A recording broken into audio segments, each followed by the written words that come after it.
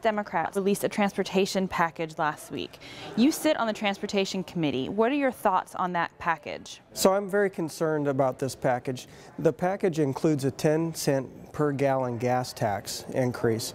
And the reason I'm so concerned about it is that I don't want to saddle the people of our district and the greater state with a higher gas tax when we're already having such a hard time making ends meet. On top of this gas tax proposal, there's also a motor vehicle excise tax proposal. So it doesn't end just there. Another thing that I'm seeing in the Transportation Committee that's very concerning to me is the expansion of local authority taxes. We heard 4 bills in committee recently that would allow the local governments to increase those motor vehicle excise tax and our registration fees even higher. So before we start talking about these tax and fee increases, we really need to look at the cost drivers that are in place that are making our transportation projects so much more expensive than other parts of the United States. So we need to put those reforms in place first before we start talking about adding any additional taxes and fees. What are some of the reforms you would like to see before we start talking about an increased gas tax? Well, the reforms that we're going to be looking at are going to affect the people who have to drive so far, the people who live out in the rural districts like the 10th legislative districts who have to make that commute down to Everett and down to Seattle, over to Mount Vernon. We need to make it easier for our businesses to grow out into these areas and really do everything that we can to make it easier for those businesses to grow. So we have got a great manufacturing corridor in Snohomish County and in the Skagit County portions of the 10th legislative district. And we need to make it as easy as possible for those businesses to grow and flourish and grow jobs so our people that live in our district don't have to commute so far.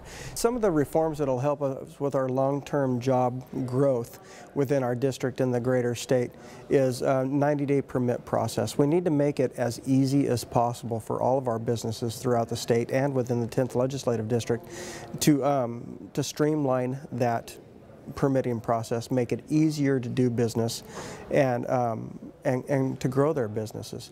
You know, so many of our citizens in the 10th district spend so much time on the road, and we need to minimize that as much as possible by allowing these businesses to grow, allow people to work within the communities where they live. And I think that that's really important, and it's an important part of the reforms that we need to put in place.